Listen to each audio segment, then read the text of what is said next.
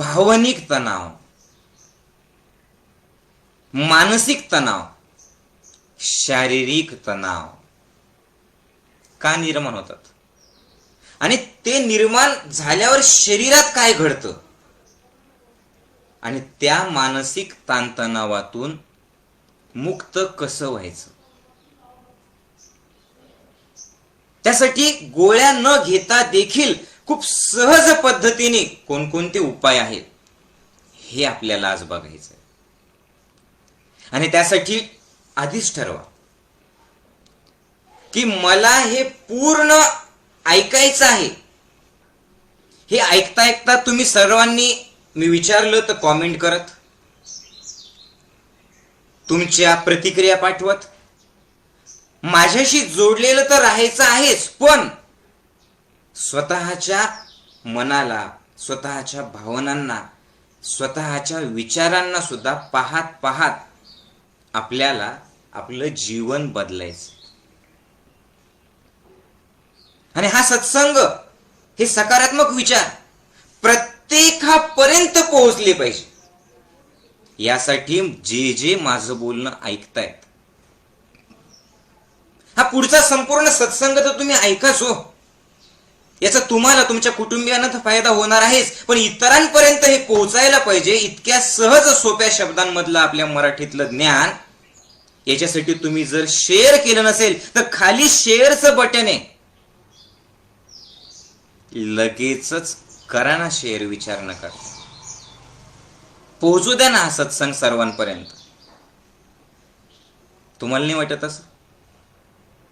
मग सिनेमाचे गाणे असतील, बाकीच्या नको त्या बातम्या असतील, आपण शेअर करतो, ठीक आहे, करा तुम्ही, पण चांगले विचार सुद्धा शेअर करा, तुम्हाला सुद्धा चांगले विचार मिळतील. तर करूयात आपण सुरुवात. तुम्ही माझ्या सोबत राहा बरं का. तुमचे सगळ्या प्रतिक्रिया मी याच्यामध्ये बघतोय, त्याच्यामुळे मला कळतंय तुम्ही काय करत आहात ते. तर ताणतणाव ताणतणाव ताणतणाव आज खूपच वाढलेलं आहे सगळं. प्रत्येक जण तणावात आहे, प्रत्येक व्यक्ती. म्हणजे घर नसेल आणि भाड्याच्या घरात राहत असेल म्हणजे किरायाने राहत असेल, मला काय सांगायचंय तेवढंच समजून घ्या, तर त्याचं एक वेगळं टेन्शन असतं, तणाव असतो.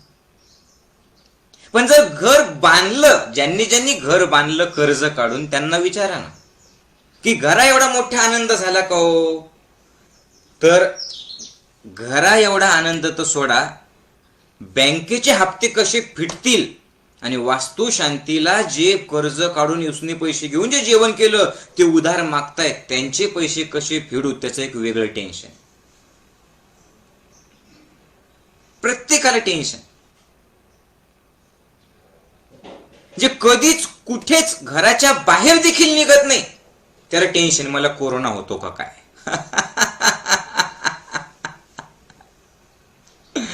कुणालाही कसलंही टेन्शन. तुमच्यापैकी अनेक मंडळी असे, तुमच्या कॉलनीत कुणाला तरी डायबिटीस होतो, ब्लड प्रेशर होतं किंवा अटॅक, मरतो तो माणूस, तर त्या तुमच्या कॉलनीतल्या माणसाचं टेन्शन तुम्हाला, मी पण तसा मरणार नाही ना, झालं आरोग्याचं टेन्शन. तुम्हाला काही झालेलं नाही बरं का, पण त्याला बीपी झाला ना, ते अटॅकने गेला ना, मग मला पण काही होतं का काय, कसलंही टेन्शन. म्हणजे लग्न ज्यांचं ज्यांचं झालेलं नाहीये त्यांना लग्न होतं की नाही त्याचं टेन्शन.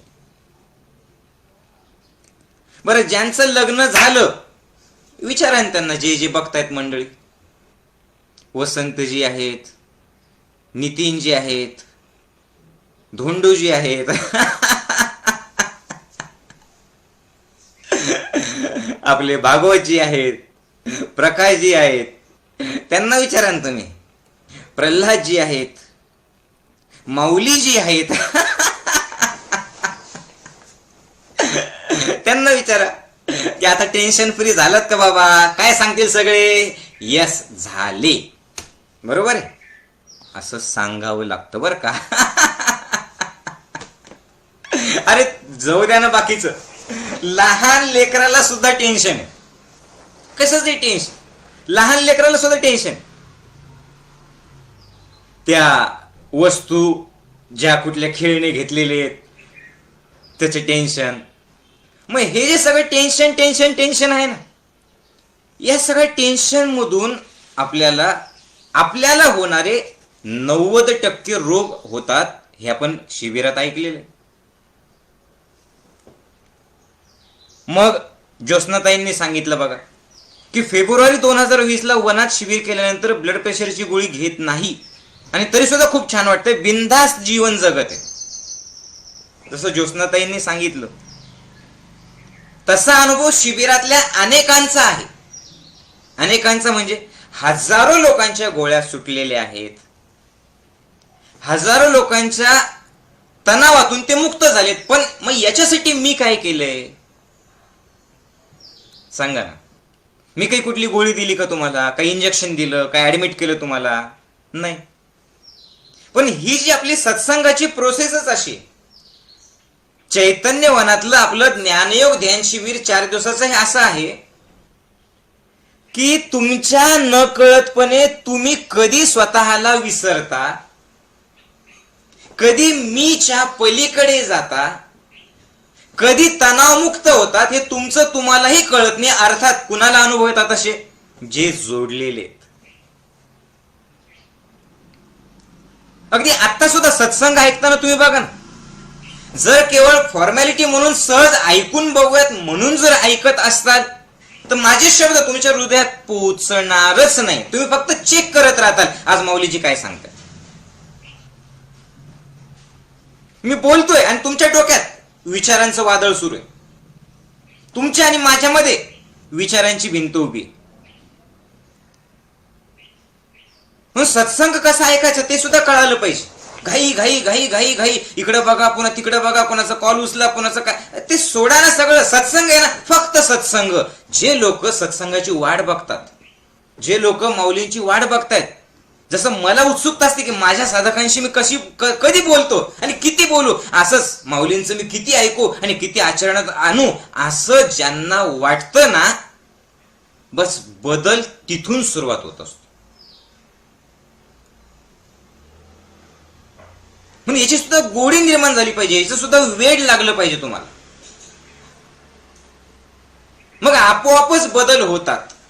तर चैतन्य वनात आपल्या शिबिरामध्ये आपण काही गोळ्या दिलेल्या नाहीयेत, त्या उलट गोळ्या सोडल्या नाही तर सुटल्या आपोआपच, असा अनेकांचा अनुभव. मग हे जे सगळे ताणतणाव आहेत, जागतिक आरोग्य संघटना सांगते की 90% रोग सगळे त्याचेच आहेत. 90% म्हणजे डायबिटीस, ब्लड प्रेशर, अस्थमा, निद्रानाश, ऍसिडिटी, अल्सर, बद्धकोष्ठता, पाठीचे विकार, पोटाचे विकार, अगदी पीसीओडीचा महिलांचा त्रास, गर्भाशयाचे इन्फेक्शन, सोरायसिस सुद्धा, त्वचेचे विकार सुद्धा, हे सगळे विकार जे आहेत ना, हे तणावाचे आहेत. आणि दुर्दैव आपलं असं आहे की तणावमुक्त कसं राहायचं, बिनधास्त आनंदात कसं राहायचं, हे कुठल्याच दवाखान्यात न सांगता, दवाखाना म्हणजे दवा खायची नाही असा त्याचा अर्थ आहे, पण ते सांगतात दवा खा ना, खाऊ ना, खाऊ ना. तुम्ही कधी जरी गेले तर तुम्हाला दवा देतात, तिथे औषध देतात. आणि कधीपर्यंत घ्यायचे ते मनाला ठीक करणारे औषध, मरेपर्यंत. कशामुळे? कारण त्यांना फक्त गोळ्याच माहिती आहे. Very good. मृणालने सांगितलं ओसीडीच्या गोळ्या सुटल्या, आता मला काहीच त्रास होत नाही. आणि हे कधीपर्यंत राहील माहितीये का? हे तोपर्यंत राहील जोपर्यंत तुम्ही जोडलेले आहेत. बरोबर? जब तक तेरा साथ रहेगा तब तक गोली दूर रहेगी. दिल से जब ज्ञान योग गया फिर से गोली आएगी. हे प्रत्येकासाठी समजतंय का? म्हणजे या सगळ्या म्हणजे आजार वेगवेगळे आहेत, पण हे सगळे आजार हे सगळे आजार कशामुळे दूर झाले? एकच उत्तर आहे, ज्ञानयोग. पण ज्ञानयोग म्हणजे काय? ज्ञानयोग सगळ्या प्रश्नांचं उत्तर आहे, पण ज्ञानयोग म्हणजे काय? जीवनशैलीतला सकारात्मक बदल, विचार करण्याची योग्य पद्धत, आहार योग्य करणं आणि तणाव येणारच पण तणावाचं मॅनेजमेंट करणं. जीवनाकडे बघण्याचा दृष्टिकोन बदलणं, प्राणायाम करून, ध्यान करून, आत्मशक्ती, प्राणशक्ती वाढवून सतत एनर्जेटिक राहणं म्हणजे ज्ञानयोग आहे. ते फक्त रोग दूर करणं नाही. त्याने खूप काही होऊ शकतं, होतं. पण अर्थात ज्ञानयोग शिबिर म्हणजे एकदा तुम्ही शिबिर केलं आणि सोडलं असं आहे का? नाही. ज्ञानयोग शिबिर कधी संपणार आहे? कधीच नाही. शेवटच्या क्षणापर्यंत आपलं ज्ञानयोग अत्यावश्यक आहे. कारण ज्ञानयोग म्हणजे काय आहे? प्रत्येक क्षणाला कसं जगायचं याचा विचार, याचा सकारात्मक विचार म्हणजे ज्ञानयोग. संकट आल्याच्या नंतर सुद्धा त्याला आनंदाने सामोरं कसं जायचं याला म्हणतात ज्ञानयोग. कुणी काही बोललं तरी मनावरती न घेता टेन्शन फ्री कसं राहायचं याला म्हणतात ज्ञानयोग. 24 तास सतत काहीतरी करत असताना सुद्धा मी काहीच करत नाही, सगळं काही परमात्मा करून घेतोय, ही भावना आपोआप येत असेल आणि तुम्ही टेन्शन फ्री राहत असाल, yes, you are connected with Gyan Yog, you are connected with माऊलीजी, and then only you can experience this power of Gyan Yoga. तुम्ही अनुभवत असताल ना, बरोबर? मग आता नेमकं ज्या वेळेला ताणतणाव येतात, ज्या वेळेला टेन्शन येतं, त्यावेळेला नेमकं होतं काय? बघूयात आपण काय काय होतं. ज्या वेळेला ज्ञानयोग शिबिरात तुम्ही आलात, हे सगळं तुमच्याकडनं करून घेतलेले जे आज मी तुम्हाला सांगणार आहे, फक्त गंमत करत करत. पण आपण आता बघूयात की नेमकं तणाव ज्या वेळेला आला की त्यावेळेला काय काय शरीरात काय काय बदल होतात. सांगा बरं, तुम्ही सांगा काय काय बदल होतात. तणाव आल्यानंतर शरीरात काय काय बदल होतात? पहिल्यांदा धडधड होते, बघा, बरोबर? छातीत धडधड व्हायला लागते. त्याच्यानंतर तोंड कोरडं पडतं, राईट? डोळे विस्फारले जातात, अंगावरती शहारा येतो, जास्तच एकदम पोटात भीतीचा गोळा आला तर लघवी होते, संडास होऊ शकते, बरोबर? तणाव आल्याच्या नंतर काय होतात? स्नायू असे घट्ट होतात, अंग कडक होतं, घाम येतो, धडधड वाढते, ब्लड प्रेशर वाढतं, बरोबर? आणि ज्या वेळेला तुम्ही तणाव मुक्त असतात त्यावेळेला याच्यापैकी कुठली गोष्ट होत असते का? सांगा मला. तणाव मुक्त असताना याच्यापैकी काहीच घडणार नाही. पण मग तणाव आल्याच्या नंतर हे कशामुळे घडतं बघूयात आपण. आणि याच्यात असं आहे की किती जरी तणाव असेल तरी त्या तणावात जर 2 लोक असतील तर प्रत्येकाची, लक्षात घ्या, तणाव सहन करण्याची कॅपॅसिटी वेगवेगळी आहे. 2 लोकांना सेम टेन्शनचा सारखाच परिणाम होईल असं नाहीये. एक टेन्शन मध्ये सुद्धा आनंदात राहू शकतो, टेन्शन असताना सुद्धा, आणि तो टेन्शनला दूर करेल. आणि दुसरा कमी टेन्शन मध्ये सुद्धा जास्त टेन्शन असतं असं त्याला वाटतं आणि त्या टेन्शनचं तो ओझं घेतो आणि त्याला रोगांसहित तो जीवन जगतो, सतत भीतीत जीवन जगतो, बरोबर? मग नेमकं काय घडतं आज आपण सायंटिफिकली बघूयात की नेमकं काय घडतं. तणाव आला म्हणजे नेमकं काय होतं आणि कशामुळे ते होतं? तर निसर्गाने माणसाचं शरीर अतिशय सुंदर असं जोडलेलं आहे मनाशी. तुम्ही ॲलोपॅथी मध्ये गेलात तर ते फक्त शरीरावर इलाज करतात, बघा ना. नाहीतरी ब्लड प्रेशर आहे, डायबिटीस आहे, थायरॉइड आहे, त्वचेचे विकार आहेत, पीसीओडीचा त्रास आहे, या सगळ्या आजारांवरती दवाखान्यात गोळ्या मिळतात. मी काय सांगतोय, हे सगळे आजार ग्रंथी संबंधीचे आजार आहेत. आता ग्रंथी संबंधीचे जर आजार असतील तर ग्रंथीला कंट्रोल कोण करतं? तुमचे विचार, तुमचा दृष्टिकोन, तुमच्या भावना. कळतंय का? मग विचार, दृष्टिकोन, भावना याला बदलून जर मन शांत केलं तर ग्रंथी संतुलित राहतात आणि रोग येत नाही. पण हे ॲलोपॅथीत शिकवतच नाही. ते फक्त सांगतात ग्रंथी कमी, या गोळ्या द्या, ग्रंथी आपोआप ती निर्माण करेल. कुठलं? ती जी ग्लँड आहे ती ग्रंथी त्याचे रसायन निर्माण करेल. किती दिवस हो? किती दिवस? साधा ज्यांना डायबिटीस आहे, तुम्ही गोळ्या सुरू करतात, नंतर गोळ्यांची पॉवर वाढते, नंतर अजून 2 गोळ्या सुरू होतात आणि सगळ्यात शेवटी कुठपर्यंत पोहोचतात? इन्शुलिन, मग ब्लड प्रेशर, मग हार्टचा प्रॉब्लेम. आणि शिबिरात अशी अनेक मंडळी आहेत की ज्यांच्या गोळ्या सुटलेल्या आहेत. कुणाच्या? जे रेग्युलरली ध्यान, प्राणायाम, सत्संग आणि जीवनशैली ज्ञानयोगाची ज्यांनी ठेवलेली. मग असं कसं आहे? कशामुळे? तर बघूयात आपण शरीरात काय घडतं. तुम्ही वही पेन घेऊन बसलं तरी सुद्धा चालेल. मी तुम्हाला एक एक आकृती काढून दाखवतो. बघा, आपल्या शरीरामध्ये बघा बरं का, मी काय सांगितलं, परमात्म्याने आपल्याला शरीर आणि मन हे अशा पद्धतीने जोडलेलं आहे की तुम्हाला कळतही नाही, पण शरीर मनाचा संबंध आहे. मन शरीर एकमेकांशी अशा पद्धतीने जोडलेले की दोघांचा एकमेकांवरती परिणाम होतो. आणि या दोघांना जोडणारा कोण आहे? तो आत्मा. आपण नेहमी म्हणतो ना, आत्मस्वरूपाला जाण, आत्मस्वरूपाला जाण. हे गोळ्या घेणारे नाही ओळखू शकत. आहे, सगळं आहे. Any scientific medicine for PCOD, yes. आज त्याच्यासाठीच आपल्याला तेच बघायचं.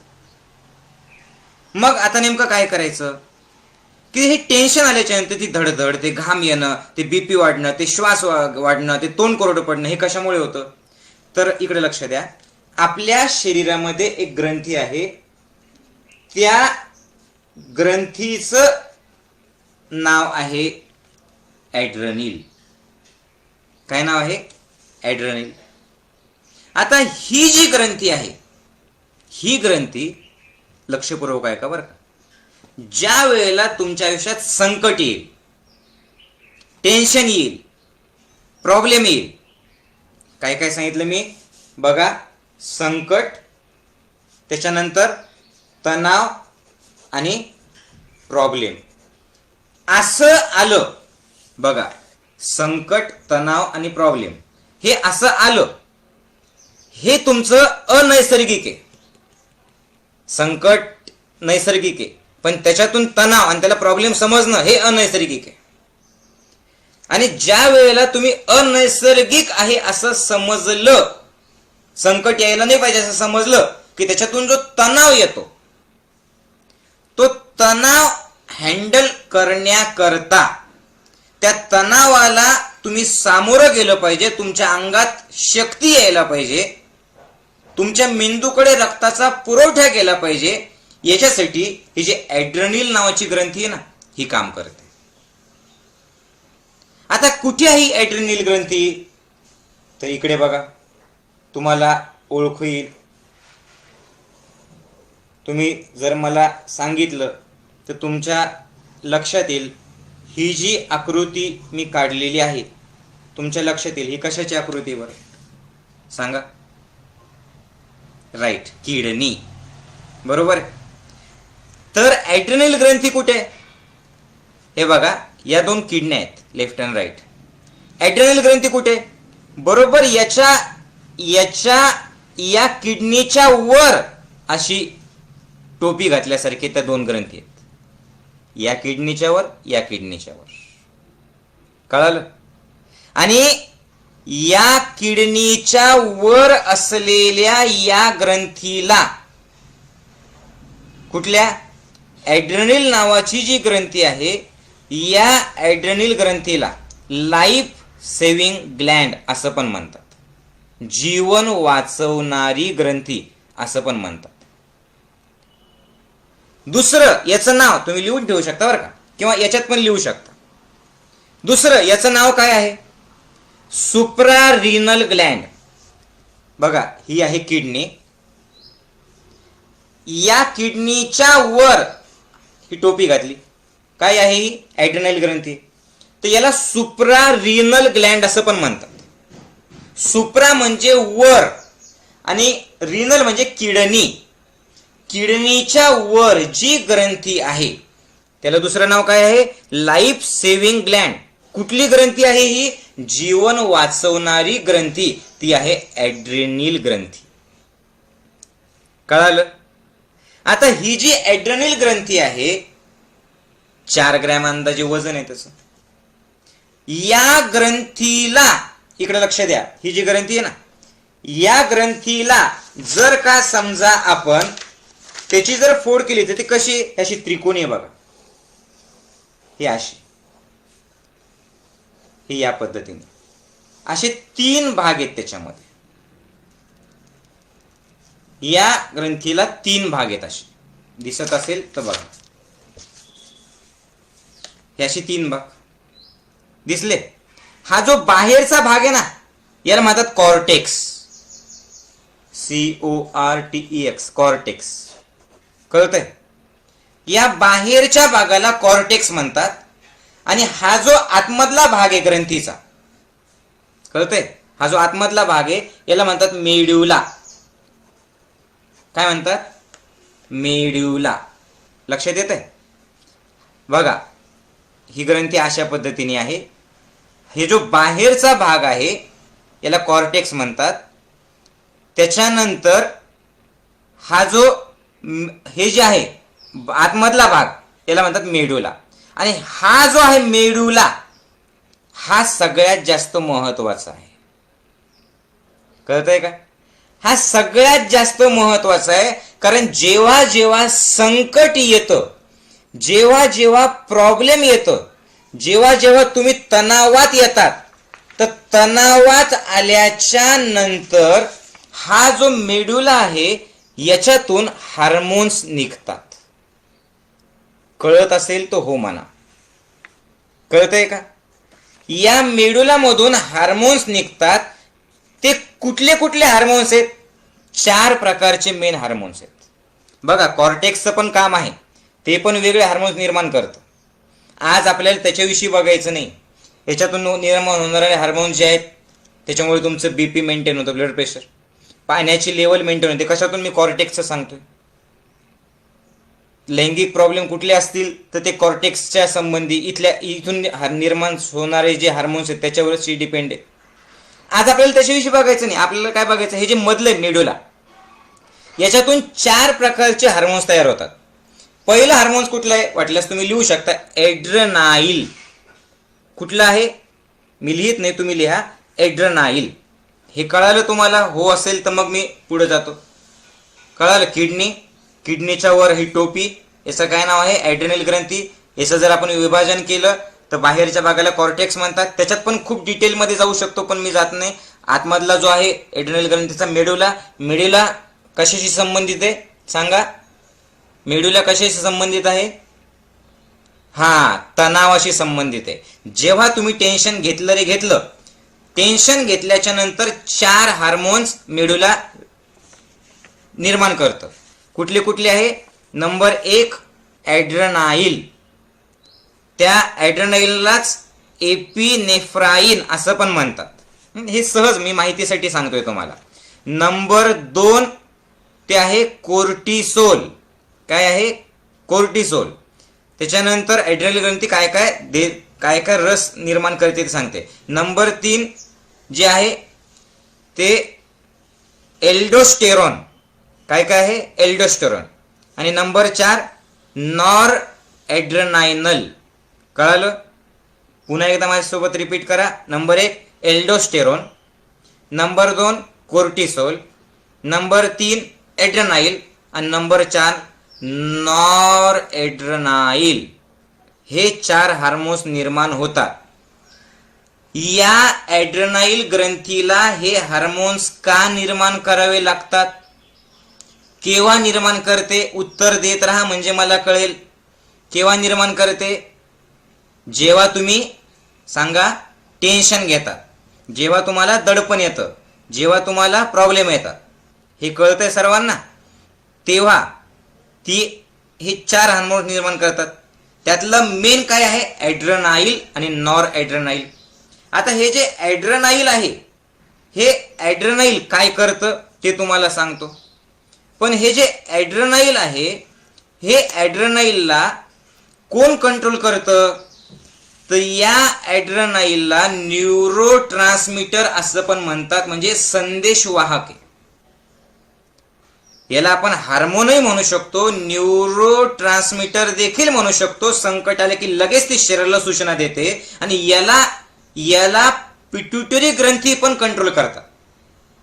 शिबिरात मी त्याच्याविषयी सांगितलेलं तुम्हाला. याला पिट्युटरी ग्रंथी सुद्धा कंट्रोल करतात. आता काय होतं लक्षपूर्वक ऐका बरं का. इकडे बघा, जसं तुम्ही टेन्शन घेतलं, टेन्शन घेतल्याच्या नंतर हा जो ॲड्रेनाईल मधला मेड्युला आहे, यांनी काय केलं, पटकन टेन्शन घेतलं रे घेतलं, तणाव घेतला रे घेतला, की यांनी काय केलं, ॲड्रेनाईल रस निर्माण केला आणि ते रक्तात सोडलं. लक्षपूर्वक ऐका बरं का. टेन्शन काय होतं, तणावात काय होतं शरीरात तुमच्या, तुम्ही बघू शकता. ॲड्रेनाईलला काय करतं, ते रक्तात सोडतं आणि रक्तात सोडलं की शरीराला सूचना मिळतात आणि सूचना मिळाली की त्या ॲड्रेनाईल ग्रंथीमुळे, ॲड्रेनाईल रसामुळे जी ॲड्रेनाईल ग्रंथी निर्माण करते, जी किडनीच्या वर टोपीसारखी आहे, ज्याच्यामधला मेडुला ते निर्माण करतं, त्या शरीराला 3 गोष्टी फ्रॅक्शन ऑफ सेकंड मध्ये सुचतात. कळतंय का? 3 गोष्टी फ्रॅक्शन ऑफ सेकंड मध्ये आपोआप तुमच्या आतून येतात. काय काय लिहा, मी सांगतोय ते. काय काय येतं? कुठलंही संकट आलं, टेन्शन आलं, भीती आली, प्रॉब्लेम आले की 3 गोष्टी फ्रॅक्शन ऑफ सेकंड मध्ये येतात. एक तर त्या संकटाशी लढा, तिथून पळा, किंवा नुसतं तसंच थांबा, फ्रीज व्हा. काय काय सांगितलं मी? लढा, पळा, नाही तर फ्रीज व्हा, थांबा, स्तब्ध राहा. समजतंय? फाईट इंग्लिशमध्ये काय म्हणतो आपण त्याला? फाईट, फ्लाईट किंवा फ्रीज व्हा. एवढं कळालं? आता प्रत्येक संकट हे वेगवेगळं आहे. लक्षपूर्वक आहे का बरं का. ही किती बारीक सिस्टीम निर्माण केली तुम्ही बघा आपल्या शरीराला, आपल्या शरीराची परमात्म्याने. हे खरंच हे ऐकता तुम्ही धन्यवाद सुद्धा द्या परमेश्वराला, की कसं हे तर मी एक म्हणजे कोट्यावधी शरीरात ज्या प्रक्रिया घडतात त्यातली एक प्रक्रिया सांगतोय तुम्हाला. किती सुंदर शरीर निर्माण केलेले बघा. आणि तणाव असतील याला कारण तुम्ही आहेत, कारण संकट वेगवेगळ्या प्रकारचं असतं. आता हे जे संकट आहे, हे संकट ज्या क्षणाला निर्माण झालं, 3च गोष्टी संकटातून तुम्हाला बाहेर काढू शकतात. कुठल्या 3 गोष्टी? फाईट, फ्लाईट और फ्रीज. संकट वेगवेगळं, but fight, you have to fight, you have to flight, you have to run away, किंवा तुम्ही स्तब्ध राहायला पाहिजे. हे डोक्यात येणं, लक्षपूर्वक आहे का, हे डोक्यात येणं, हे शरीराला सूचना मिळणं, ही सगळ्यात महत्वाची जी सूचना आहे, ही महत्वाची कामगिरी आहे. हे करतं ॲड्रेनाईल ग्रंथी, ॲड्रेनाईल रस निर्माण करून. मी खूप सोपं सांगतोय, कळतंय का तुम्हाला सर्वांना? कळतंय? मग 3 वेगवेगळ्या गोष्टी, कारण संकट वेगवेगळं असतं. म्हणजे उदाहरणार्थ तुम्ही लढाई करतायत, आता लढाई करतायत किंवा टेन्शन आलं, वाघ आल्याच्या नंतर काय होतं, किंवा संकट आलं, एक जण तुम्हाला मारायला आला, तर लगेचच शरीराला ती ॲड्रेनाईल ग्रंथी निर्माण झाली की ॲड्रेनाईल ग्रंथी निर्माण झाल्या 4-5 गोष्टी घडतात. कुठल्या? एक, हृदयाची धडधड वाढते बघा बरं का. नंबर 2, स्नायूंमध्ये रक्ताचा प्रवाह जातो आणि ते रक्त शरीरातलं ऑक्सिजन घेऊन जातं. कुठे? त्या स्नायूंमध्ये. इतर भागांमधला ऑक्सिजन आणि रक्त जास्तीचा त्या स्नायूंमध्ये घेऊन जातं. कशासाठी? कारण स्नायूंना आता बळकटी पाहिजे. म्हणून टेन्शन आलं आणि तुम्ही लढाईला तयार झालात की तुम्ही बघा एकदम बॉडी एकदम अशी स्नायू फुगतात, बरोबर. आणि म्हणून त्या शरीराला आता तयारी केलेली की मारेल नाही तर मरेल. म्हणून तुम्ही बघा लढाईच्या वेळेला जर तुम्ही बघितलं तर आपले मावळे जर बघितले, तुम्ही बघा बाजीप्रभूचा इतिहास आहे का, शेवटचा तुकडा होईपर्यंत बाजीप्रभू शरीराचा तुकडा होईपर्यंत लढत होता, एक एक तुकडा असं सांगितलेलं आहे, बरोबर. तानाजी मालुसरेंचं बघा, आपण काय होतो वीरश्री संचारली. वीरश्री संचारली म्हणजे काय? ॲड्रेनाईल ग्रंथी पाझरली. ही ॲड्रेनाईल ग्रंथीने काय केलं? हृदयाची धडधड वाढवली, अलर्ट केलं, स्नायूंना ताकद दिली. कशी ताकद दिली? त्याच्यात काय नेलं सांगा? काय नेलं स्नायूंमध्ये?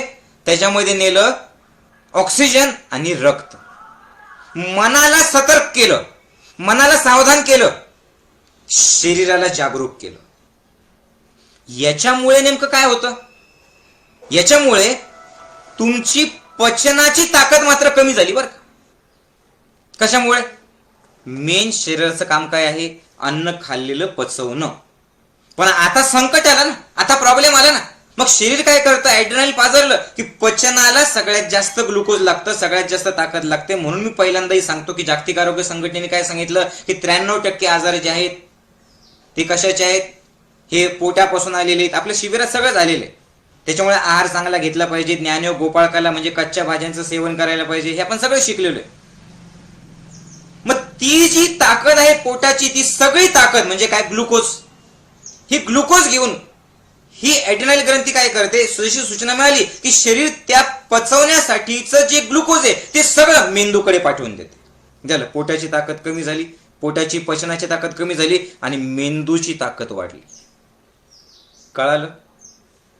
आणि मेंदूची ताकद का बरं वाढली? कारण आता मेंदूला काम करायचंय, संकटाशी लढा कसा द्यायचा हे काम मेंदूला करायचंय. आणि मेंदूचं काम वाढलं आणि रक्ताचा प्रवाह सुद्धा वाढला, मग काय होतं? गडबड होती. आणि म्हणून एका क्षणात त्या ॲड्रेनालिन ग्रंथीमुळे काय होतं? किडनीमध्ये रेनिन तयार होतं, रेनिन. आणि जसं किडनीत रेनिन तयार झालं की ते ग्लुकोजची निर्मिती वाढवतं. रेनिन तयार झालं की ब्लड प्रेशरला मेंटेन करतं आणि दुसरीकडे ग्लुकोजची निर्मिती पण वाढवतं शरीरातली. का बरं? ग्लुकोज म्हणजे काय? आपल्या शरीराची ताकद आहे. हे समजताना मी सोप्या शब्दात सांगतोय तुम्हाला. आणि मग या ॲड्रेनालिनमुळे तुम्ही बघा संकटाशी सामोरं कसं जायचं हे सगळं घडलं की एका क्षणात आपल्याला कळतं की संकट लढायला लागतात की आता त्याला मारा. थोड्या वेळाने कळतं की अर आता याच्यापेक्षा आपण कमजोर आहे, मग काय करा? पळा. बरोबर? एक तर मारा नाही तर पळा, लढा नाही तर पळा. पण ती लढाई करताना सुद्धा जी अंगात ताकद असते ना, मी सांगितलं बाजीप्रभू देशपांडे किंवा तानाजी मालुसरे जर तुम्ही बघितलं तर त्यांनी कित्येक घाव सुचले. आपले सैनिक जर बघितले तुम्ही, अगदी तुम्ही या आपल्या मिलिटरीचे जर बघितलं तर त्यांच्यात अशी ताकद आलेली असते. घाव सहन करतात. का बरं?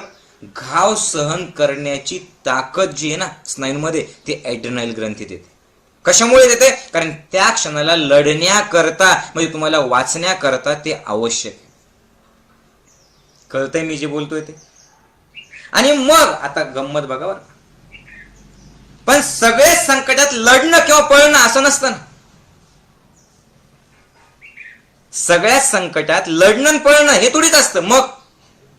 मग काही संकटामध्ये मात्र असं असतं की फ्रीज व्हावं लागतं, हालायचं नाही, शांत राहायचं, जागरूक राहा, शांत राहा. म्हणजे साप आला, नागोबा समोर उभा आहे आणि नागोबा समोर उभं राहिल्याच्या नंतर त्यावेळेला जर का समजा तुम्ही पळायला लागले तरी तो अटॅक करणार, त्याच्याशी ते लढायला लागले तरी तो अटॅक करणार. मग आता या वेळेचा इलाज काय आहे? या वेळेचा इलाज आहे आता फ्रीज व्हा, हालू नका, ते संकट निघून जाईल. कळतंय? वेगवेगळे संकट, मार्ग तीनच आहे: लढा, पळा आणि स्तब्ध व्हा. फाईट, फ्लाईट और फ्रीज. कळतंय सर्वांना मी सांगतोय ते? पण याचा अर्थ असा आहे की ॲड्रेनल ग्रंथी आपल्या शरीराची रक्षक आहे. संकटामध्ये, तणावाला, टेन्शनला सामोरं कसं जायचं हे शिकवणारी किंवा हे तुमच्याकडनं करून घेणारी गुरु आहे. पण हे कधीतरी जर झालं, लक्षात घ्या, हे जर कधीतरी झालं तर चांगलं आहे. कळतंय का?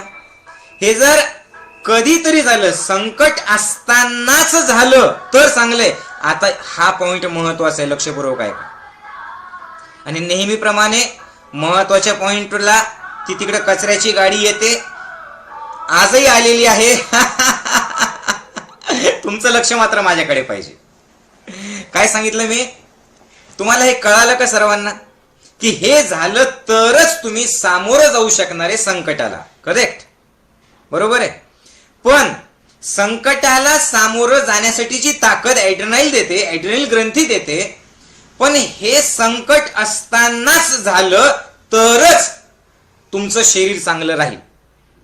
पण आता महत्वाचं, पण जर संकट नसताना सुद्धा तुमच्या प्रतिक्रियेमुळे, तुमच्या विचारांमुळे, तुमच्या नकारात्मक मानसिकतेमुळे, तुमच्या भावनिक असंतुलनामुळे जर सारखं जर शरीराला म्हणजे ॲड्रेनल ग्रंथीला काम करावं लागलं तर मात्र हे तुमच्यासाठी अतिशय घातक आहे. कळतंय का? संकट आहे त्यावेळेला हे सगळं घडलं. जे मी शरीरातले बदल सांगितले मी डबल रिपीट करत नाही, खूप चांगले. पण संकट नसताना सुद्धा तुमच्या प्रतिक्रियेमुळे, तुमच्या नकारात्मकतेमुळे, तुमच्या विचार करण्याच्या सवयीमुळे, तुमच्या टेन्शन घेण्याच्या सवयीमुळे जर आता ॲड्रेनल ग्रंथीला सारखंच काम करावं लागलं तर मात्र हे अतिशय खतरनाक आहे. कशामुळे खतरनाक आहे? तर तुम्ही काय करता? संकट प्रत्येक क्षणाला मानतात सध्याला. बघा तुम्ही, तेव्हा संकट केव्हा होतं? लढाई आली तर, वाघ आला तर, साप आला तर. पण आता तुमचा दृष्टिकोन बघा ना कसा आहे. स्पर्धेचं युग आहे. ऑफिसमध्ये गेलं की बॉस तुम्हाला वाघासारखा वाटतो. घरी आलं की घरातली व्यक्ती ती किंवा तो वाघीण किंवा वाघासारखी वाटते. बरोबर? एखाद्याचं चांगलं झालं की विंचवासारखं तुम्हाला डसतं ते. त्याचं चांगलं झालंच कसं काय? झालं मत्सर. बरोबर? एकदा कुठेतरी प्रॉब्लेम आला की लगेच तुम्ही आयुष्यभरा करता, तुम्ही शिक्का मारून घेता, आता माझी चिंता वाढली, आता माझं कसं होईल. कळतंय का? मी सांगतोय ते समजतंय? बोला. म्हणजे ही निसर्गाने दिलेली देणगी तुम्ही मातीत घालतायत. एवढं सुंदर शरीर तुम्ही त्याचा सत्यानाश करताय. कशामुळे? सारखं प्रत्येक क्षण हे संकट आहे असं समजून. आणि हे कशामुळे होतं माहिती? विश्वास नाही हो स्वतःवरती, निसर्गावरती, परमेश्वरावरती, गुरुवरती. म्हणून पहिल्यांदाच काय सांगितलं की तणाव सेम आहे, पण त्या तणावात 4 लोकांना सारखाच परिणाम होईल का? नाही. मग मी जे वाक्य बोलतोय ते लक्षपूर्वक ऐका. हे डोक्यात स्क्रूड्रायव्हरने फिट करा. आयुष्यात कोणतीही घटना घडू द्या, आयुष्यात काही घडू द्या, त्यातून निर्माण होणारा तणाव हा फक्त मनावर अवलंबून आहे, दृष्टिकोनावर अवलंबून आहे. आणि विचार आणि नंबर 4 त्या घडणाऱ्या घटनेला तुम्ही कुठली प्रतिक्रिया देता त्या प्रतिक्रियेवर अवलंबून आहे. लक्षात असेल तर लिहा. काय काय सांगितलं मी तुम्हाला? काय सांगितलं मी? की तुमच्या घडलेल्या घटनांमधून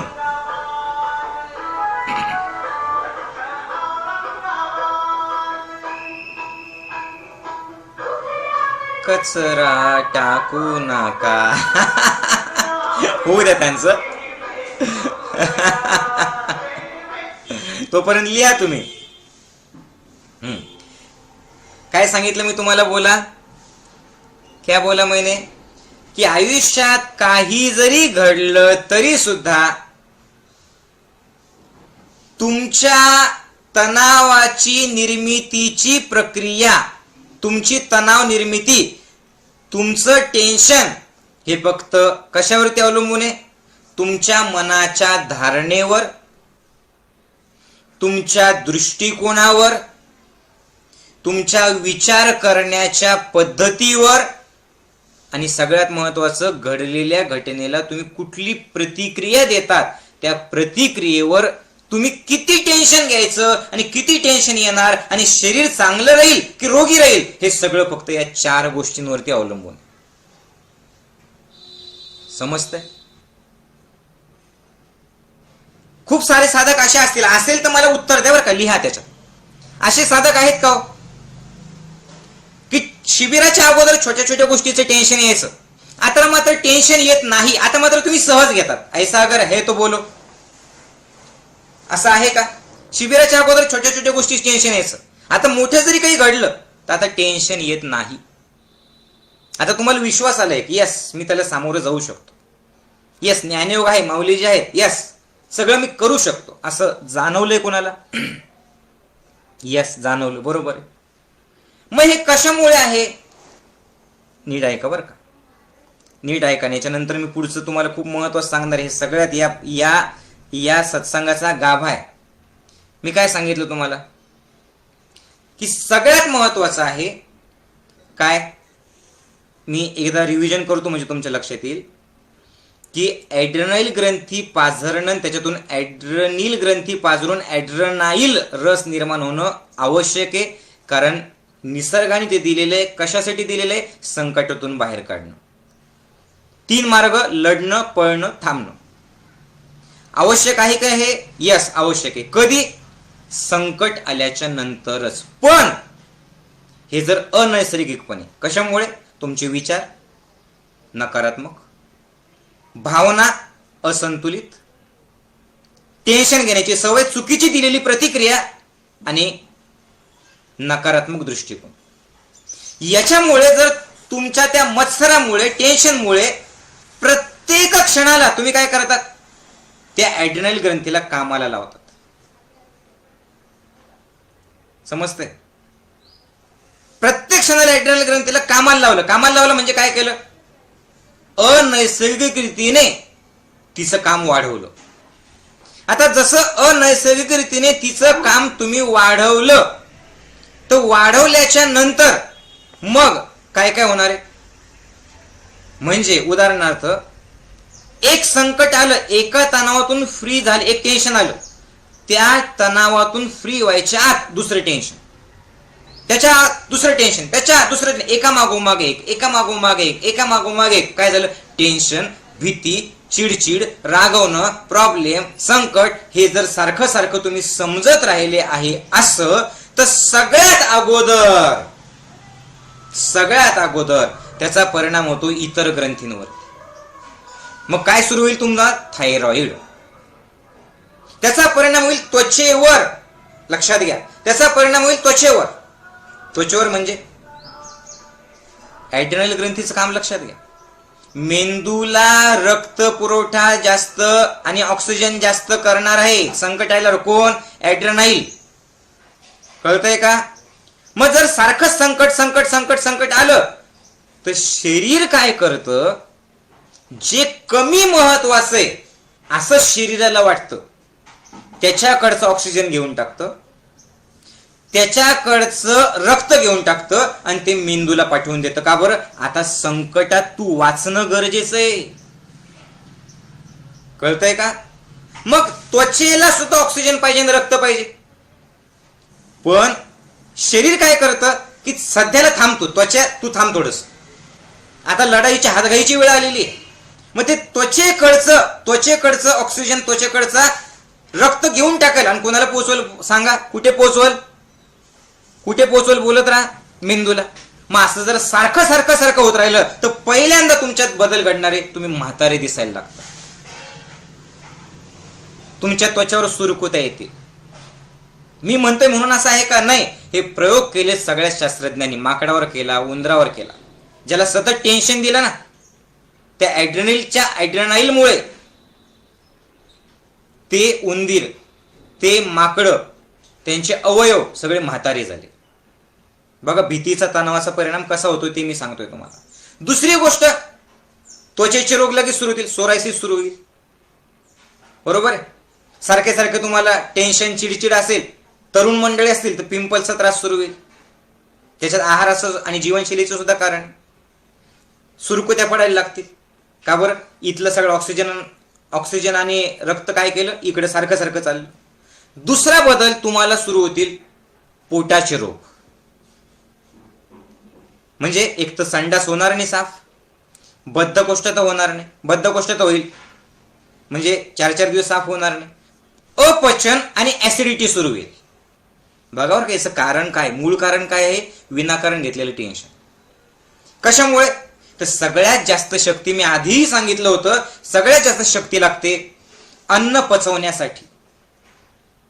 पण बाबा तू जिवंत राहिला तर अन्न पचवशील असं कोण म्हणतं? मेंदू. कशामुळे? प्रोग्रामच तसं तयार केलेला आहे की तुला जिवंत ठेवायचंय कसंही करू. समजतंय का? तुम्ही 4 वेळेला हात कापा.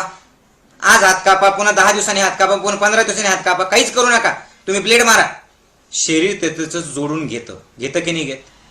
शरीराला सगळ्यात महत्वाचं एकच आहे की या माणसाला वाचव. एवढं शरीर मदत करताना सुद्धा जर तुम्हाला शारीरिक रोग आलेले असतील तर किती निगेटिव्ह जीवन तुम्ही जगतायत, किती चुकीचा आहार तुम्ही घेतायत, किती चुकीचा दृष्टिकोन तुम्ही ठेवतायत बघा. आणि आजचा सत्संग त्यासाठी महत्वाचा आहे की काय चेंज करायचं नेमकं आपल्याला, त्याचा उपाय काय आहे.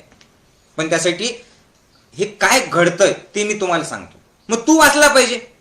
मग काय होतं? तुझा आत्मा आहे ना, जो कंट्रोल करतो, तो लगेच सांगतो, ए बाबा ॲड्रेनाल ग्रंथी चल काम कर. ॲड्रेनाल झालं निर्माण. ॲड्रेनाल निर्माण की पोटातलं ग्लुकोज म्हणजे शक्ती, पोटातला ऑक्सिजन, अन्न पचवण्यासाठी गेलेलं रक्त, ते सगळं रक्त घेतं स्नायूंमध्ये आणि डोक्यामध्ये, मेंदूकडे. आता जर सारखं सारखंच असं झालं तर ऍसिडिटी 100%, बद्धकोष्ठता 100%. आता पागल आम्ही असे आहोत की याच्यावरती आम्ही टेन्शन कमी करणार नाही. आम्ही पचनाच्या गोळ्या घेऊ, आम्ही इनोचे पाकिट घेऊ, आम्ही बद्धकोष्ठतेसाठी औषधं घेऊ, आम्ही सोरायसिस त्वचेच्या रोगासाठी अजून 10 औषधं घेऊ. त्याचा परिणाम पुन्हा कशावरती? किडनीवरती. कळालं का? त्या गोळ्यांचा परिणाम किडण्यावरती. किडनी पुन्हा फेल, आणि किडन्या फेल झाल्या की ब्लड प्रेशर कंट्रोलमध्ये राहणार नाही. किडन्या फेल झाल्या की रक्त शुद्ध होणार नाही. कसं सिस्टीम आहे बघा शरीराची, तुम्ही काय करतायत बघा. कळतंय का? तिसरं ते म्हणजे तुम्हाला हार्ट अटॅकचा संबंध वाढेल. का बरं? कारण हार्टला सुद्धा पंपिंग जास्त पाहिजे असतं. ज्यावेळेस तुम्ही ताकद आणतात, तुम्ही बघा ना, यस आबा असाले आबा, तुम्ही बघा त्यावेळेस बघा काय होतं, धड धड धड धड धड. का बरं? ते त्या क्षणाला आवश्यक आहे लढण्यासाठी. कळतंय का? ते त्या क्षणाला आवश्यक आहे लढण्यासाठी. पण तुम्ही 24 तासच लढता ना, तुम्हाला पटतच नाही काही, तुम्हाला आवडतच नाही कुठली गोष्ट, तुम्ही विरोधच करत राहतात, तुम्ही टेन्शनच घेत राहतात, तुम्ही इतरांचं चांगलं तुम्हाला बघितलं जात नाही, आणि माझं वाईटच होणार आहे तुमचा दृष्टिकोन. मग आता याच्यामुळे काय झालं? याच्यामुळे बघा काय घडलं ते सांगतो. याच्यामुळे हृदय सारखं धडधड धडधड धडधड, कारण तिथे रक्त वाढलं. त्याच्यानंतर पुढं काय होतंय? तर सगळ्यात महत्वाचं म्हणजे घाम कंटिन्यू बीपी वाढलेले. बीपी कशामुळे वाढलं? तर संकटात बीपी वाढणं, ब्लड प्रेशर वाढणं आवश्यक आहे, कारण तुम्हाला ताकद येते. त्याच्यानंतर थरथर थरथर थरथर थरथर थरथर हातपाय कापायला लागतात. आणि याच पुढं झालं मग तो पुढचा प्रॉब्लेम तुम्हाला सारखं सारखं तो असा आहे की रोग होऊन जातो. ते कंटिन्यू लोक हालतच असतात. बघा किती म्हणजे किती संबंध आहे याचा. पुढचा प्रॉब्लेम काय? किडनीला कंटिन्यू ताण पडत राहिला की किडनीला ताण पडला की लघवीवर कंट्रोल राहत नाही, संडासवर कंट्रोल राहत नाही, सारखं सारखं सूप करायला जावं लागतं. आणि वरती याच्या आम्ही गोळ्या घेतो. तुम्ही विचार करा, याच्या गोळ्या घेतल्या पाहिजे का? तुम्ही मला सांगा, मला होला हो करू नका तुम्ही. याच्या गोळ्या घेतल्या पाहिजे का? पण हे आम्हाला शिकवलं नाही ना, हे आम्हाला सांगत नाही ना. कारण सगळे इलाजच कशावरती? MD मेडिसिनची इलाज आहे. गोळ्या देणं इतकंच माहितीये. कळतंय? म्हणजे जर तुम्ही कंटिन्यू नकारात्मक दृष्टिकोन ठेवला, नकारात्मक विचार करत राहिले, टेन्शन जर घेत राहिले, तुम्हाला कंटिन्यू स्वतःची भीतीच वाटत राहील भविष्याची, तुम्ही विश्वासच ठेवला नाही, तुम्ही आनंदात राहिले नाही, तर पहिल्यांदा हृदयाचा आजार होईल. महिला जर तुम्ही असताल, स्त्री जर असताल, तर त्याचा परिणाम होईल, लक्षपूर्वक आहे का, त्याचा परिणाम होईल गर्भाशयावर. का बरं? कारण तिथलं सुद्धा जी एनर्जी ती इकडे दुसरीकडे वापरला जाईल. आणि गर्भाशयावर जसा परिणाम झाला तर तुम्हाला पुढचा रोग सुरू होतो, PCOD. मासिक पाळी असंतुलित, म्हणजे दर महिन्याला येणार नाही, 4 महिने येणारच नाही, आली तर 15 दिवस थांबणारच नाही. वरती पुन्हा आम्ही वेडे लोक त्याच्यासाठी गोळ्या घेऊ, त्यासाठी वेगळ्या गोळ्या. आणि त्या PCODच्या गोळ्यांमध्ये काय आहे? मेटफॉर्मिन आहे, मेटमॉर्फिन काय आहे, त्याचं नाव आहे तसं. ते कशासाठी वापरलं जातं? डायबिटीससाठी. आणि त्याच्यामुळे तुमचं सगळं असंतुलितच होतं. अरे नॅचरली PCOD दूर करू शकता ना, काय करा? बस आपलं ज्ञानयोगाचं शिबिर करा, कच्च्या भाज्यांचं सेवन करा, प्राणायाम ध्यान करत राहा आणि हसत राहा ना. पुढचा त्याचा इलाज मी सांगणार आहे, पण आम्ही त्याच्याही घेतो गोळ्या. आम्ही त्वचा चांगली दिसण्यासाठी त्यालाही लावतो, भासतो काही काही, आणि त्याच्याही घेतो गोळ्या. BP कमी करण्यासाठी, वाढवण्यासाठी आम्ही त्याच्याही घेतो गोळ्या.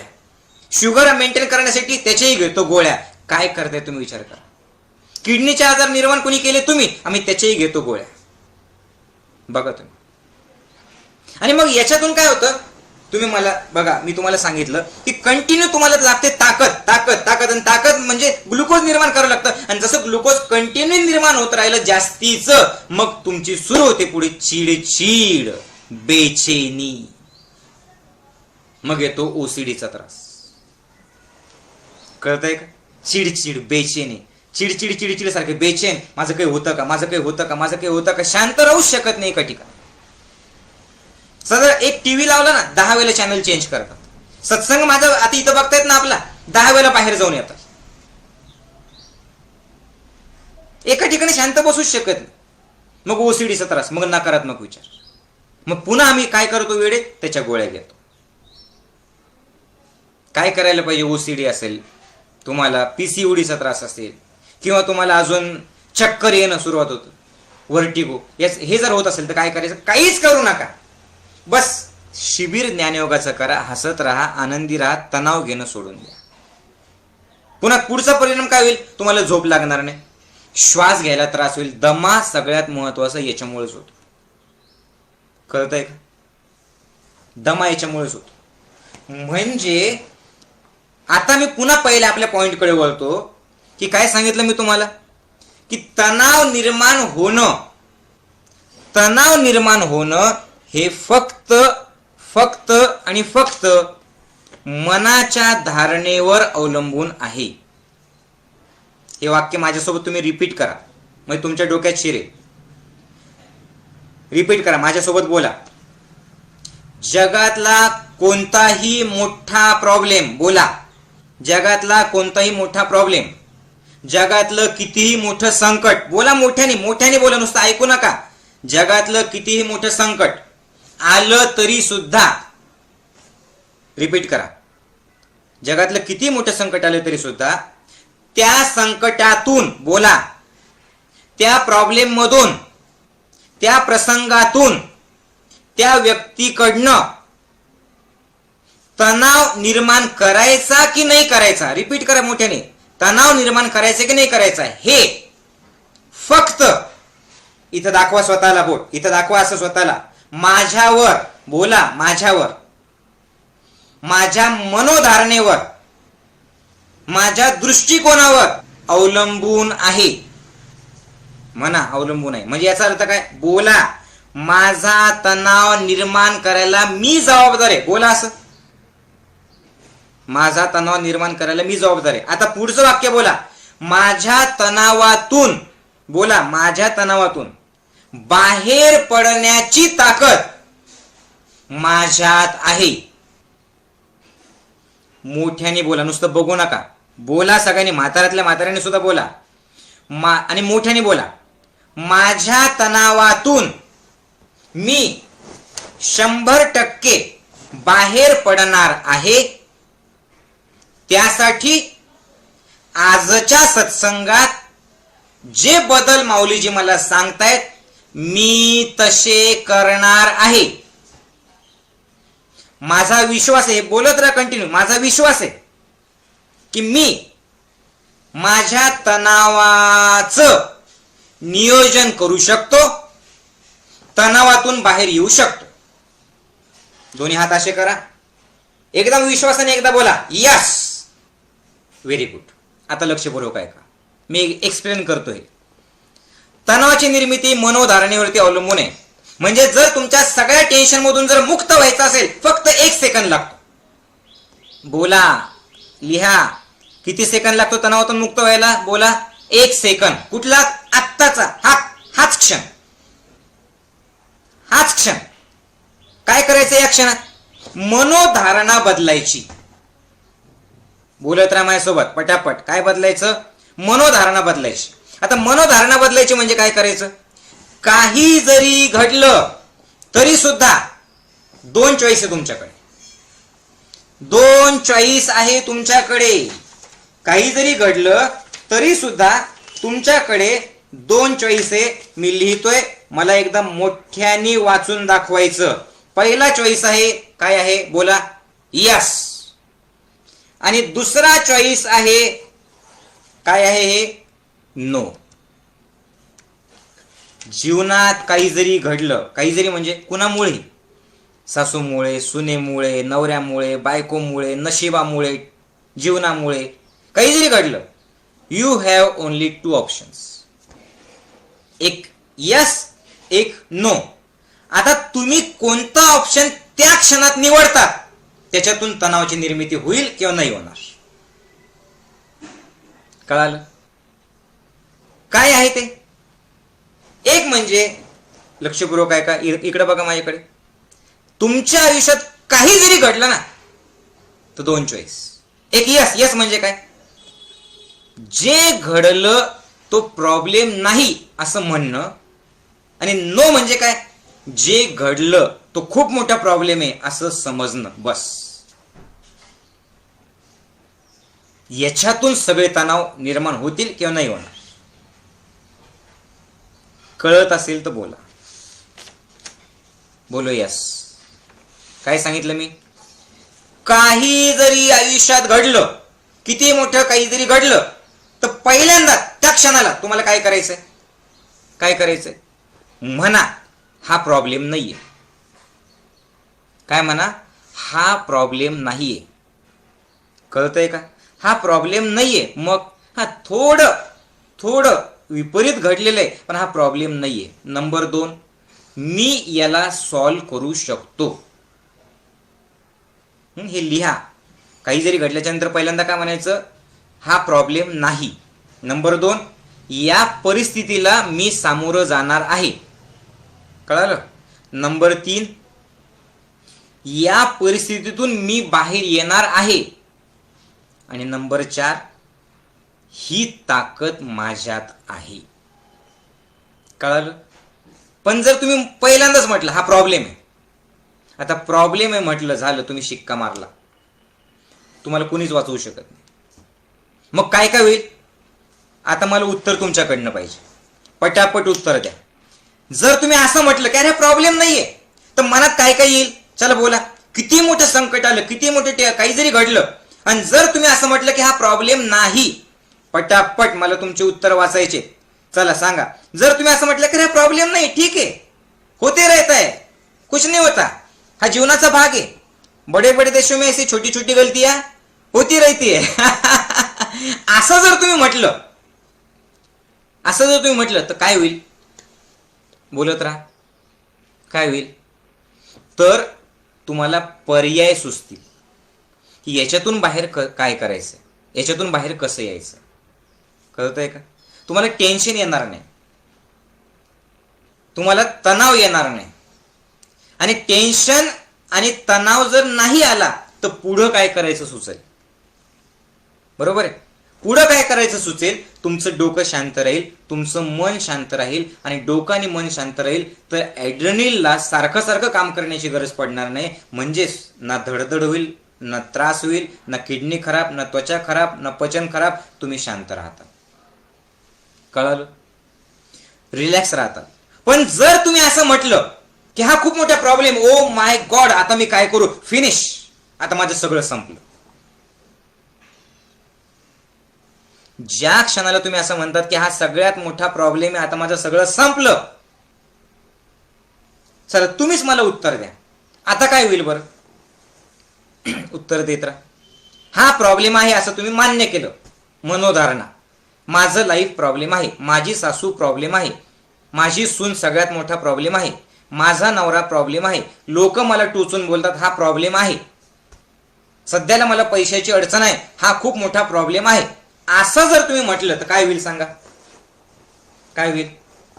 तर काय होईल सांगतो. जर तुमच्या मनाने मान्य केला हा प्रॉब्लेम आहे, तर कुठलाच माऊली, कुठलाच गुरु, कुठलेच मंदिर, कुठलाच देव आणि कुणीच तुम्हाला वाचवू शकणार नाही. का? कारण you have accepted now that my life is problem. कळतंय का? आता तुम्ही मान्य केलंय. काय मान्य केलं? की माझी सासू प्रॉब्लेम आहे, माझं जीवन प्रॉब्लेम आहे. आता जसं तुम्ही मान्य केलं की हे प्रॉब्लेम आहे, टेन्शन आलं.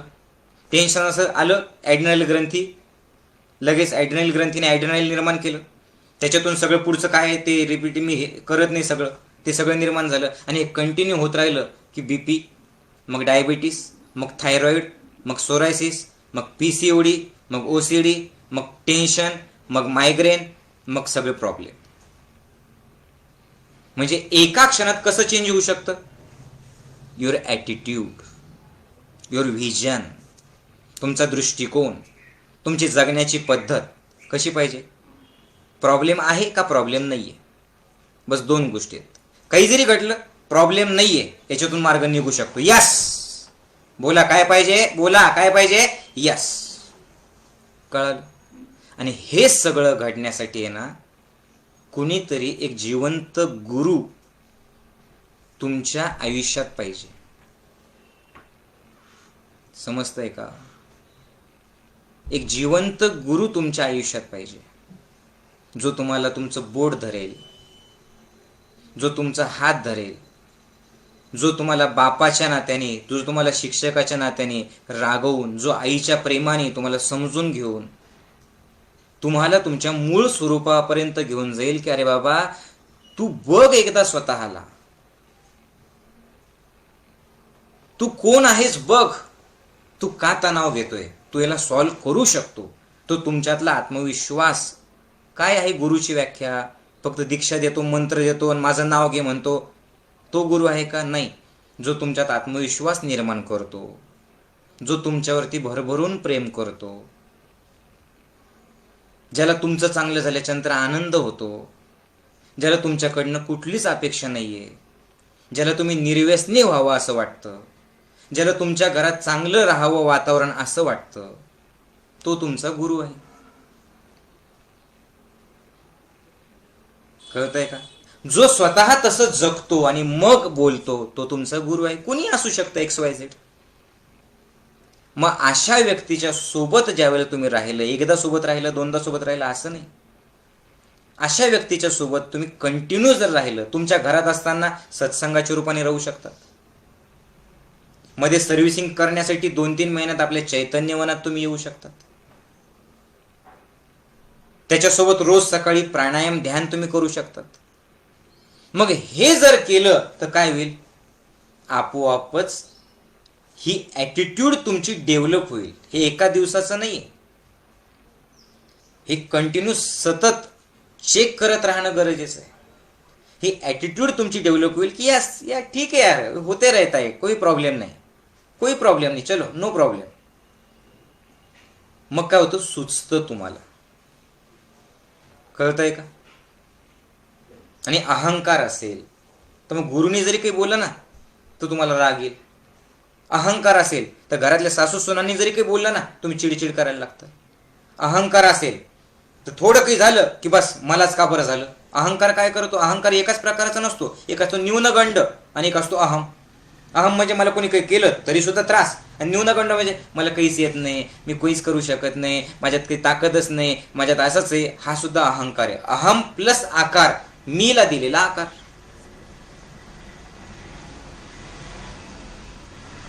समजतंय?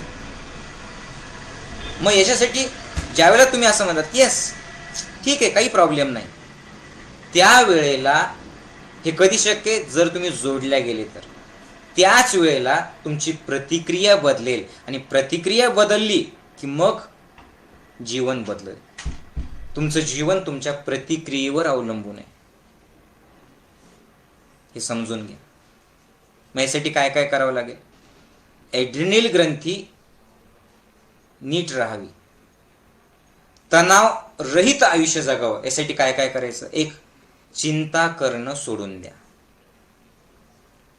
तुम्ही चिंता केली तरी जे व्हायचं ते होईल. उलट चिंता केल्याच्या नंतर तुमचं डोकं काम करणं बंद करतं. जे व्हायचं तेही होणार नाही, अजून वाईट कळेल. चिंता सोडण्यासाठी काय पाहिजे? चिंता सोडण्यासाठी 3 गोष्टी पाहिजे. एक, यस म्हणणं, होय मी चिंता सोडतोय. नंबर 2, विश्वास की यस माझे गुरु आणि मी आहे, माझा परमात्मा आहे. आणि नंबर 3, योग्य कृती आवश्यक आहे. समजतंय? लिहा काय काय सांगितलं 3 गोष्टी मी. चिंता जर सोडायची असेल तर काय पाहिजे? एक, यस म्हणणं, ऍक्सेप्ट करणं की यस मी चिंतामुक्त राहणार आहे. नंबर 2, विश्वास पाहिजे, त्याशिवाय चिंतामुक्त होऊ शकत नाही. तो विश्वास देवावर ठेवा, स्वतःवर ठेवा, निसर्गावर ठेवा, स्वतःच्या आत्मशक्तीवर ठेवा, गुरुवर ठेवा. आणि नंबर 3, नुसता विश्वास नाही, कृती पाहिजे, कृती. कळत आहे? त्याच्यानंतर नंबर 2, तुमच्या प्रतिक्रिया चेंज करा. एक काय सांगितलं मी? चिडचिड बंद करा. नंबर 2, तुमच्या प्रतिक्रिया बदला. तुमची प्रतिक्रिया बदलणं, काही जरी घडलं तरी जी तुमची रागाची प्रतिक्रिया असते, नकारात्मक प्रतिक्रिया असते, ती चेंज करा. कळतंय का? एका क्षणात तुम्ही बस असं का बरं घडलं, तसं का बरं घडलं, लगेच रागवून लगेच सुरुवात. तुमच्या प्रतिक्रिया चेंज करा. कशी करायची प्रतिक्रिया चेंज? त्यासाठी एक लक्षात घ्या, त्यासाठी सगळ्यात महत्वाचं आहे सतत नियमित ज्ञानाच्या प्रवाहात राहणं. मी तुम्हाला वैयक्तिक सत्संग पाठवतो, ते खरंच बघतात का हो तुम्ही आवडीनं? ते काय माऊली रोजच आहेत, रोजच सत्संग पाठवतात, त्यांना कामधंदे काय, ते पाठवत राहील, जाऊ दे. कारण जे सहज मिळतं, जे फुकट मिळतं ना, त्याची किंमत राहत नाही माणसाला. तुम्ही विचारा, तुम्हाला असं होतंय? बघा तुम्ही, हे खूप आवश्यक आहे. रोज जे जे तुमच्या कानावरती पडतं ना, तसे तुम्ही बनतात, तशा तुम्ही प्रतिक्रिया देतात. आज लहान लहान लेकरं आत्महत्या करत आहेत, का बरं? त्यांच्या रोज कानावरती पडतंय. बघा तुम्ही, आज सगळे लोक टेन्शन घेतात, कोरोना कोरोना कोरोना, का बरं? कारण तेच त्यांच्या कानावरती पडतंय. तेच आम्ही आता डोंगर चढाईसाठी भीमाशंकरला गेलो होतो, तिथे एका खेडेगावात गेलो होतो, तर ते लोक म्हणे आमच्या गावात कोरोना काय आहे आम्हाला माहिती नाही, कारण आम्ही टी व्ही वापरत नाही, आणि आमच्या गावात कधी कोरोना येणार पण नाही, कारण आम्ही त्याच्या बातम्याच, त्याची चर्चाच करत नाही, आम्ही आमची जीवनशैली बरोबर ठेवतो. तर तुम्ही रोज ज्ञानाच्या प्रवाहात राहा, सत्संग ऐकत राहा. किती वेळ? 5 मिनिटं, 10 मिनिटं. मी ज्ञानयोगाचे सत्संग ऐका असं मी म्हणत नाही, जिथून कुठून तुम्हाला चांगलं नॉलेज मिळेल बस ते सत्संग ऐका.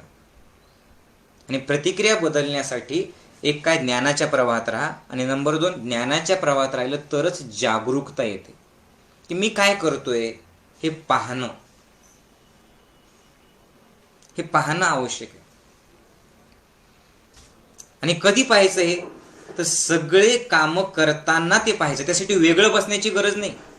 15 मिनिटं वेगळं ध्यान ते मी पुढे सांगणार आहे, पण दिवसभरात पाहण्यासाठी, तुम्हाला स्वतःला पाहण्यासाठी वेगळं काही करण्याची गरज पडत नाही. लक्षात घ्या, ही सवय लागली पाहिजे. ध्यान शिबिराला आलात, साधना शिबिराला आलात, आता आपली 28 जानेवारीला डोंगर चढाई त्याला आलात, तुम्ही सानिध्यात राहिला ना की आपोआप तो अवेअरनेस राहतो. उदाहरणार्थ तुम्ही पाहिलं असेल ते काही ज्या बायका आहेत डोंगर त्या डोक्यावरती असं ते खेडेगावातल्या बायका जर बघितलं तर डोक्यावरती ते घेऊन जातात बघा त्यांचं मटकं, एकावर एक 2-3 मडके ठेवलेले असतात. आणि हे जे 2-3 मडके आहेत ना एकावरती ठेवले तर त्यांचा एक हात मडक्याकडे असतो, कधी कधी एक हात नसतो सुद्धा, आणि मग ते गप्पा मारत मारत जात असतात बघा बायका. बरोबर, समोरच्याला बघण्याला वाटतं काय कमाल आहे, गप्पा मारतायत बायका तरी सुद्धा डोक्यावरचं हे मडकं तसंच. पण त्या गप्पा जरी मारत असताल ना तरी त्यांची जागरूकता असते की माझं मडकं कसं आहे. थोडंसं असं काही झालं व्हायला लागलं की ते लगेच हात लावतात. तुम्ही पाहिलं, सेम तसंच आपल्या प्रतिक्रियेबाबतीत जागरूक पाहिजे आपण. कळालं का? तुम्ही गाणं म्हणतायत, तुम्ही जेवण करतायत, तुम्ही गाडी चालवतायत, तुम्ही आत्ता सत्संग ऐकतायत, तुम्हाला कोणी विपरीत परिस्थिती येते, तुम्हाला कोणी चिडचिड करते तुमच्यावरती, तुम्हाला प्रॉब्लेम्स आहेत खूप मोठे आहेत तुमच्या जीवनामध्ये, हे सगळं चालू असताना सुद्धा एक लक्ष, मी प्रतिक्रिया कशी देतोय? मी नकारात्मक प्रतिक्रिया तर देत नाही ना, मी यस म्हणतोय की नाही म्हणत. आणि याच्यासाठी नियमित रोज सत्संग ऐकत राहणं हे खूप आवश्यक. याने याची सुद्धा ना आवड पाहिजे, असं ठरवून कोणी करू शकत नाही. दुर्दैवाने लोक असे आहेत की हे काही करणार नाही, जीवनात जीवनशैलीत आहारात हे बदल करणार नाही, ते गोळ्या घेत जगतील आणि मरेपर्यंत गोळ्या घेतील, ते किडन्या खराब करून घेतील. जे सोपं आहे ते कॉम्प्लिकेटेड करून ठेवलेले तुम्ही. बरं, हे घडण्यासाठी नंबर 3, जागरूकता येण्यासाठी नंबर 3 काय आहे? श्वास. सगळ्यात जास्त महत्वाची गोष्ट. तुमची प्रत्येक भावना ही श्वासाशी संबंधित आहे. तुम्ही आत्ता सुद्धा माझ्याकडे बघता बघता थोडं डीप ब्रिदिंग करा, दीर्घ श्वास, स्लोली. आवाज करू नका, जोर जोरात करायची गरज नाही, एकदम स्लोली करा माझ्यासोबत असं.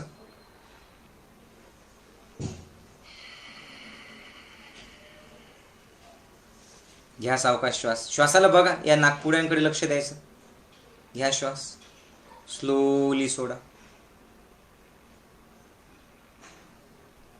घ्या श्वास, स्लोली सोडा. ज्यांचे डोळे बंद झाले त्यांनी उघडा. बघा, नुसतं श्वासाला पाहिलं की आपोआप मन शांत होतं की नाही? स्वतःच्या सोबत राहता की नाही? यस. मग प्लीज याच्यासाठी प्राणायाम करा सकाळी. जे मला लोकांचं आश्चर्य वाटतं, आणि खरंच हे फुकट दिलं ना म्हणून किंमत नाही लोकांना, पण मी ते देत राहणार आहे. शेवटी ज्याच्या नशिबात तुम्हाला जर असं वाटत असेल की नाही बा आम्हाला नाही करायचं, ठीक आहे, तसं करा तुम्ही. कारण इतकं सगळं फुकट रोज आपले प्राणायाम सकाळी 5:45 ते 7:30 वाजेपर्यंत गुरुजी घेतात झूम ॲपवरती, आणि तरी सुद्धा त्याला लोक किती हजार, 60-70 का 100 लोक येत नाही? त्यांना माहिती पण आहे बरं का की फुकट आहे सगळं, घ्या सगळं, पण म्हणून किंमत नाही. आळस. मग हा आळस काय करतो? कारण सांगतो वेगवेगळे, कामं खूप आहे आणि वेळ नाही माऊली, इच्छा तर खूप आहे माऊलीची पण वेळ मिळत नाही. मग हे लोक वेळ कुठे काढतील? दवाखान्यात काढतील. प्राणायाम म्हणजे काय? प्राणाचा आयाम करणं. आपण जे शिबिर करतो ना, श्वास घेतो, रोखतो, सोडतो, थांबतो, घेतो, रोखतो, सोडतो, याच्यामुळे काय होतं? श्वासाला पाहिल्या जातो. हे घरी आणि माझं एकट्याने मी करेल, मी टीव्ही बघतोय प्राणायाम करतोय, नाही शक्य.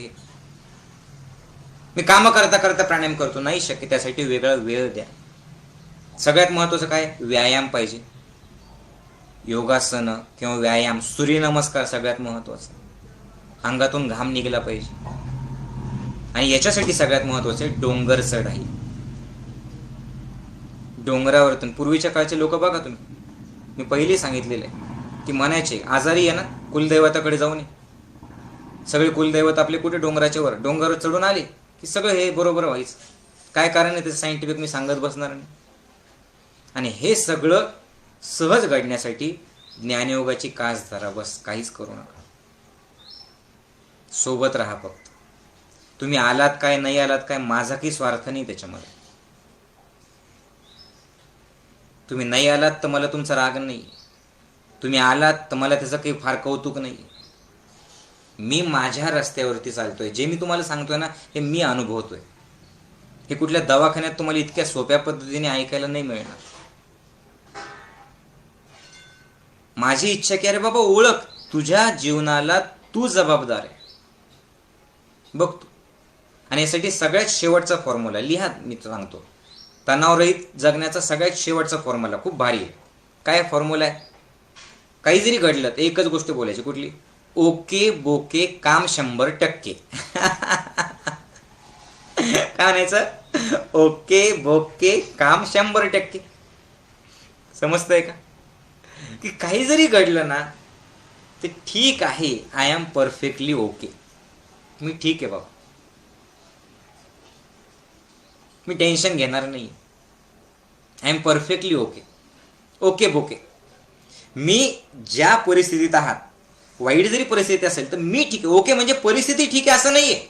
वाईट घडलंय आणि तुम्ही म्हणायचं ओके, मग तसंच मोरू दे असं नाही. वाईट घडल्याच्या नंतर लक्षपूर्वक ऐका, इकडे बघा. आयुष्यात खूप वाईट घडतंय, पण ते वाईट घडल्याच्या नंतर सुद्धा ओके बोके काम 100% म्हणजे काय? परिस्थिती वाईट आहे पण मी ओके. आणि जो ओके माणूस आहे, जो ओके माणूस आहे, ओके मीन्स कोण? ऑपॉर्च्युनिटी किंग, संधीचं सोनं करणारा राजा. ओ म्हणजे ऑपॉर्च्युनिटी, के म्हणजे किंग. समजतंय सगळ्यांना? तर तो जो आहे ओके म्हणणार माणूस ओके असेल तर परिस्थितीला तो ओके करू शकतो. मी असंतुलित असेल तर मी मात्र परिस्थितीला संतुलित नाही करू शकत. समजतंय? तर आपण कसं राहायचं? ओके बोके. आणि ओके बोके राहून मग काय करायचं? काम 100% करायचं. म्हणजे जे काम तुम्हाला आवश्यक आहे ते काम तुम्ही 100% करा, बस. बाकीचं काही करू नका. तुमच्या कामात तुम्ही सहभागी व्हा. तुमच्या कामात तुम्ही स्वतःला विसरून जा. तुमच्या कामात तुम्ही परमेश्वराला शोधा. आणि याच्यासोबत बस आपलं ज्ञानयोगात जसं शिकवलेलं आहे तसा आहार घ्या. म्हणून खरंच हे सगळं सहज व्हावं असं वाटत असेल तर पहिल्यांदा ज्यांनी ज्ञानयोगाचं शिबिर केलेलं नाहीये, तुम्ही सहपरिवार शिबिराला या, हा आनंद घेण्यासाठी. ज्यांचं शिबिर झालेलं आहे, रोज सत्संग ऐका, स्वतःत परिवर्तन करून घ्या. दर 2-4 महिन्याला चैतन्यवनात येत राहा आणि जोडलेलं राहा ज्ञानयोगासोबत. बस, बाकी काही करण्याची गरज नाही. मग बाकी तर मी तुमच्या सोबत आहेच. आपली डोंगर चढाई तर असतेच. हे खूप सोपं आहे, हे खूप सहज आहे. याला खूप कॉम्प्लिकेटेड करू नका. साधा एक 10 मिनिटं तुम्ही ध्यान केलं. आणि आपल्या युट्यूबच्या चॅनलवरती की सगळ्या प्रकारचे ध्यान मी माझ्याकडे काहीच ठेवून घेत नाही. जे माझ्याकडे ना, बस मला एकच पाहिजे, मला माझ्या साधकांपर्यंत ते पोहोचवायचं. मग तुम्हाला जर मिळतंय तर तुम्ही करतायत का ध्यान? ज्या दिवशी जे ध्यान वाटलं ते ध्यान करा ना तुम्ही. पण हाच एक पर्याय आहे की तणाव मुक्त जगले तरच ते होऊ शकतं. आणि त्याच्यासाठी काय करायचं? ते सत्संग पुन्हा पुन्हा ऐकत राहा. बाकी काही करण्याची गरज नाही. ठीक आहे? तर हा सत्संग सर्वांना शेअर करा.